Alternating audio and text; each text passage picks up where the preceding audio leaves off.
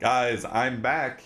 No more crappy vlog style predictions and reactions. I am home from New York and just in time because we have to talk about what we saw at the 2026 Hungarian Grand Prix, the final Grand Prix before the summer break. It'll actually be the second break of like 6 weeks that we've had this season, so we should all be well and prepared for what it's going to take. But regardless, we're not there just yet. We have to talk about our weekend quick hits, our weekend winners and losers. We'll go over the predictions that I made before the weekend began. We'll take a look at our 3 lingering questions, and we'll take a look ahead at what is next in Formula One. Without further ado, let's jump straight on into this bad boy and get started with our quick hits.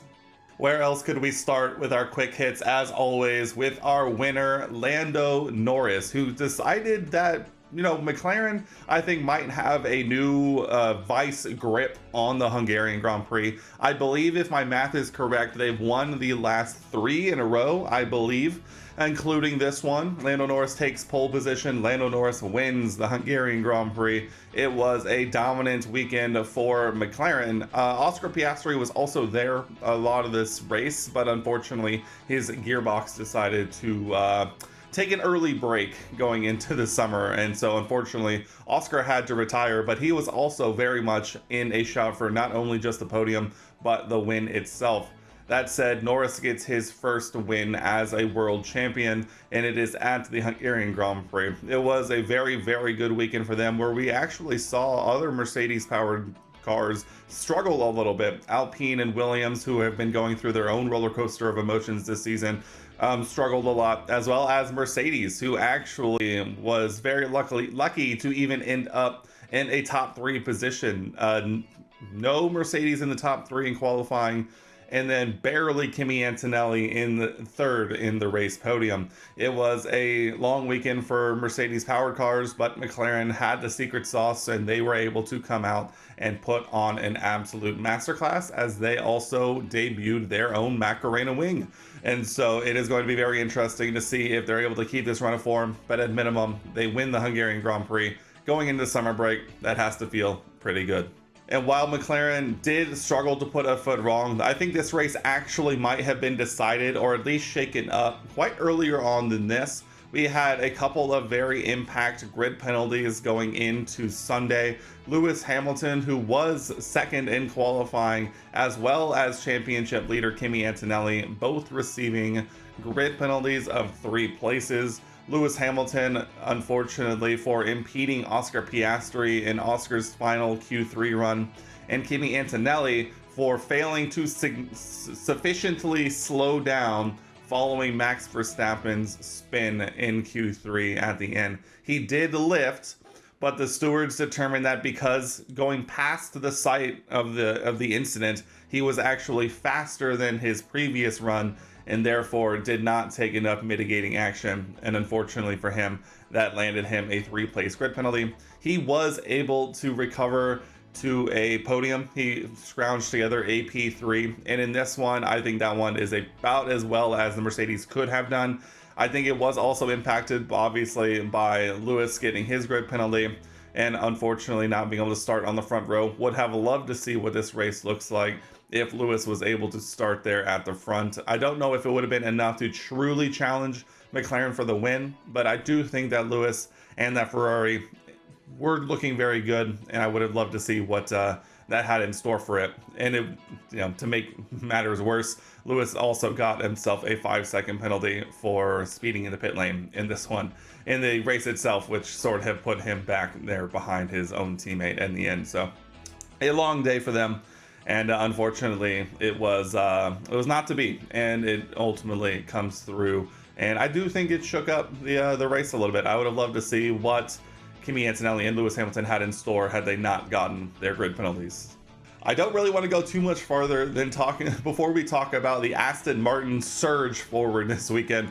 Aston Martin deciding to bring effectively an entirely new car to the Hungarian Grand Prix, and my oh my, what a difference an actually better designed car can do. Aston Martin and Fernando Alonso specifically immediately much more on the pace absolutely surging forward to a what might be one of their better qualifyings of the season. Fernando Alonso making it out of Q1 for the first time this season. It was a you can't say it was a resurgence. I saw so many people online and on the broadcast talking about how Aston Martin is back and they're still challenging Cadillacs and the Williams there at the back of the grid. So I think it's still quite a bit of ways from where they ultimately want to end up. But it is nice to see them not being the absolute backmarker of all backmarkers in a Formula One anymore. And while I'm curious to see what they can do with this learnings over the summer break to come back at Zandvoort, it was nice to see them at least be there or thereabouts the back of the grid actually, instead of bringing up the rear to the nth degree. So congratulations, Aston. You still have a pretty bad car, but at the end of the day, it's better than it was, and that should be commended. It wouldn't be Hungary if we weren't talking about the blue flag situation. Just with the way that Hungary works as a Grand Prix, I think it is always going to be one of those races where the lapped cars are in numerous supply. This weekend, it was apparent that the blue flag system was actually having some moments. One of the more major incidents that happened because of it was Carlos Sainz unfortunately making contact with Oscar Piastri, as Oscar was effectively challenging for the race lead. I think it was Carlos and Fernando who were battling for effectively last place in the race, and unfortunately for Oscar, Carlos was not being notified on his wheel. I believe I'm saying this correctly.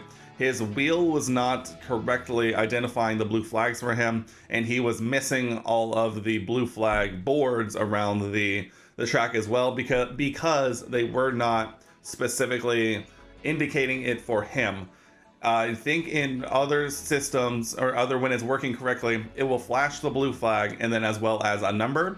That then obviously indicates to the drivers that this is for you. You must get out of the way.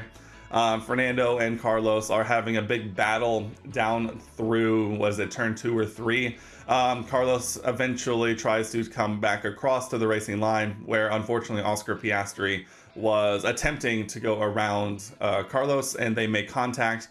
We aren't sure 100% if it actually caused damage. What it did do was lose Oscar an incredible amount of time. And ultimately, again, we're not sure if it is the reason for his gearbox failing, but it certainly could not have helped, as those F1 cars this year seem especially fragile in terms of moment to moment. So it was unfortunate for Oscar. Another instance of problems that probably the most high profile that you didn't actually see too much on the broadcast was Kimi Antonelli and Lewis Hamilton battling. Obviously battling for the final place on the podium, trying to catch up to Max Verstappen. They came across both racing bulls of Arvid Lindblad and Liam Lawson, who were battling for position. And unfortunately for them, it took them quite a long time to get around and navigate those two, as those were not only battling for position, but also probably dealing with that same blue flag system errors. And so unfortunately for them, that effectively lost them the opportunity to battle for P2. But at the same time, it was ultimately moot just because of Lewis's penalty. But it was a long weekend where you could tell the lap traffic was not being navigated as cleanly as you would have expected. And unfortunately, it did impact these races in a lot of ways. We had Oscar's eventual retirement and potential damage with the contact with Carlos. And we lost out on a potential battle with Max Verstappen, Kimi Antonelli, and Lewis Hamilton for P2. So it is what it is, though. Let's go ahead and move on now to our weekend winners and losers. And I do think that these aren't necessarily going to be the same people that you might pick, but I think this is the biggest one for me. I am going to go ahead and begin with my weekend winner and go with Nico Hülkenberg. Nico Hülkenberg getting his first points finish in 2026. He comes home not only to finish in the points, but P9. He not only nabs himself a point, he gets himself 2 points. The man who probably has lived in P11 the most this season, who has just always seemed like he's been right there. His own teammate scoring multiple times. Nico just unable to finally get that result. He comes home, nabs himself his first points of the season going into the summer break. And boy, oh boy, what a momentous moment it must have been for Nico, who I'm sure is very, very excited to finally get through that barrier and finish himself in the points. So congratulations, Nico. You are my weekend winner. Let's move on now to our weekend loser. And I think this one actually might have been more of a toss-up than we would have liked to admit. While I do think Oscar Piastri is a good shout on for his probably best result of the season by the looks of it before ultimately DNFing, I am going to go with George Russell as my official weekend loser, mainly because it feels like the Mercedes unreliability or unlucky pendulum has been swinging back and forth, and George Russell is unfortunately back with it pointed towards him. A DNF in Belgium last time out, and a not an actual DNF, but it was an anti-stall on the start. George had to drop back to P20 in this one and ultimately had to battle back. He did finish in the points. I believe he finished 7th, and so ultimately I think it was a good recovery drive from George, but at the same time it is a tough scene to claw back your championship challenge back to within a race win, and now it is very clear of 2 full race wins. And when a weekend where the Mercedes was not the quickest, Kimi Antonelli still bags himself a podium, gets himself 15 points. It's not the biggest jump in terms of a point spread or a point differential between the two, but it is definitely going to hurt a lot more with this stuff kind of keeps happening. And by the way, the roller coaster that is the Mercedes F1 car this season has gone, it will swing back to Kimi Antonelli eventually. But at this point, Kimi Antonelli is doing everything in his power to secure this championship, and George Russell is still searching for that few number of races in a row where it just goes well for him and he's able to take advantage. So ultimately, going into the summer break, I think George Russell is my weekend loser. All right, let's go ahead and jump on forward to talk about our predictions we made before the weekend began. These are predictions I made literally off the cuff at Ellis Island in New York before waiting to get on the ferry to go back to Manhattan. And so these predictions I think were decent, but definitely not any of my best work. Let's quickly run through them. I don't know if we necessarily need to talk about it too much. Ultimately, I think Hungary was a bit of a shock in terms of the order of fastest teams.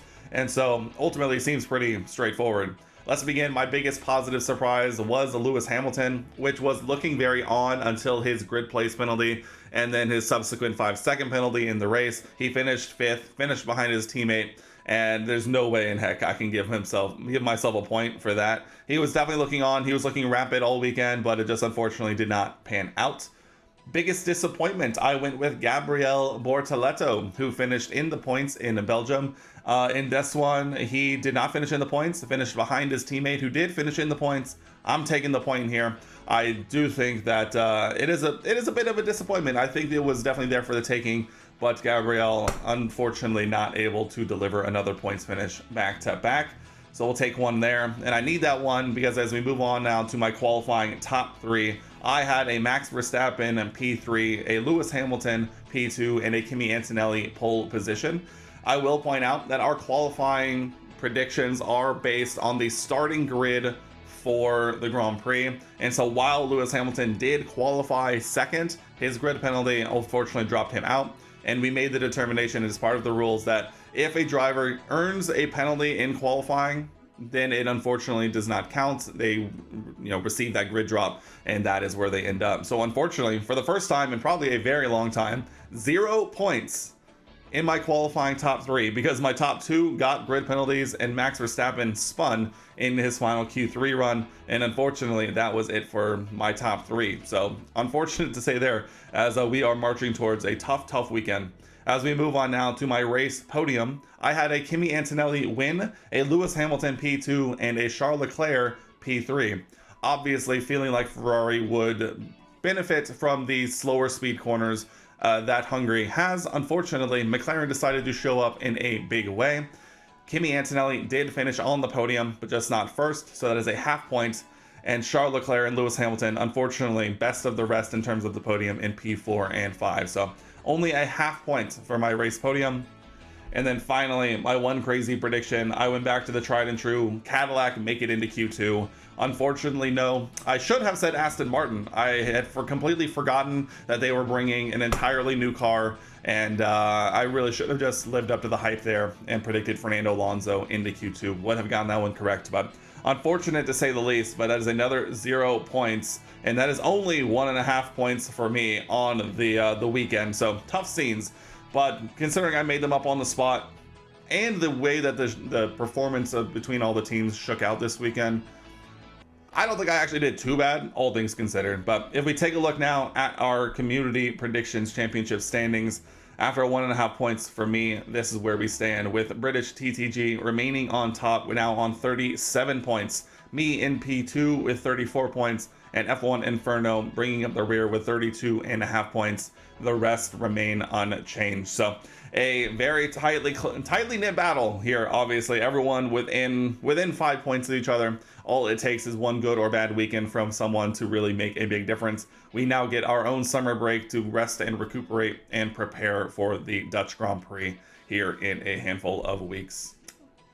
All right, let's quickly move on and talk about our 3 lingering questions heading into the summer break. And this is going to be some interesting ones, because I do think that there are some questions that need answered in the second half of the season. Our first question is the top of the grid actually closing up more than we think? It does seem like McLaren, Red Bull, and Ferrari are closing together. I do think that the Mercedes is still a bit of a half step to a full step of, in front, but it does seem like they are vulnerable in some, styles of tracks. They have struggled a little bit more than we might have expected in moments, as well as unreliability. And so while I do think, Ps 2, 3, and 4 might be closing up more than we think, I do think Mercedes is still the top, but I think it might be closing up quicker than we think. So let me know what you think.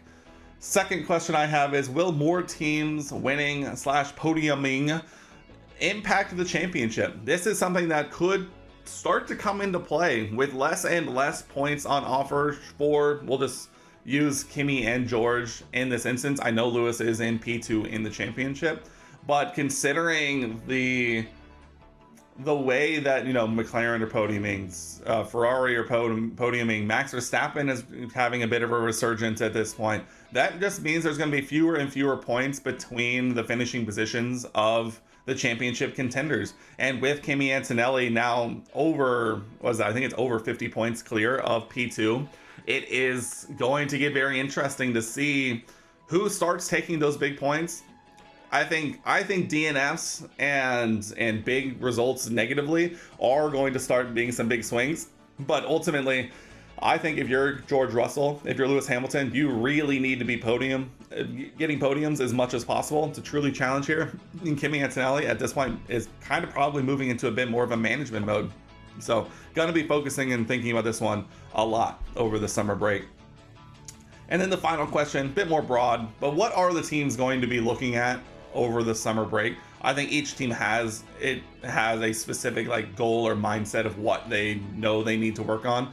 But I'm just kind of curious what you guys think that each team is going to be focusing on. I have some ideas for over the summer break of some content to kind of touch on this, but I'm curious to get your guys' thoughts now. But we've arrived now at the remaining section we have is what is next in Formula One. We now head into the summer break. I believe it's a 4 or 5 week break. I couldn't bother to do the math because I'm going to be missing Formula One so much. But we now get an opportunity to rest, recuperate, and prepare ourselves for the final leg of the season, as well as each team now gets an opportunity to prepare, review all the data from the first half of the season, and try and determine where they went wrong and what they need to do to get back on course. We head to the Netherlands when the summer break is over. Last year, we saw a Piastri, Verstappen, and Hadjar podium. Isaac Hadjar getting on the podium, very, very fun. Wouldn't be too shocked to see it again this year, just considering he's now in the Red Bull. Who will we see on the podium this year? It is kind of it's very up in the air, I think. Zandvoort is such an interesting circuit, and so I'm very curious, and I'm going to have to be ruminating on these predictions on the way towards the Dutch Grand Prix, so definitely going to be keeping an eye on that one.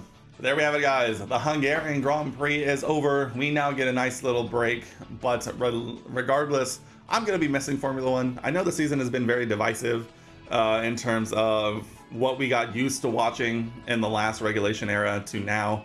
I think it is very interesting to say the least. But at the end of the day, I love watching Formula One. I'm excited to really dive into the second half of the season and watch this championship start to develop down the stretch. That's where things will really ramp up, and that's what I'm really excited for.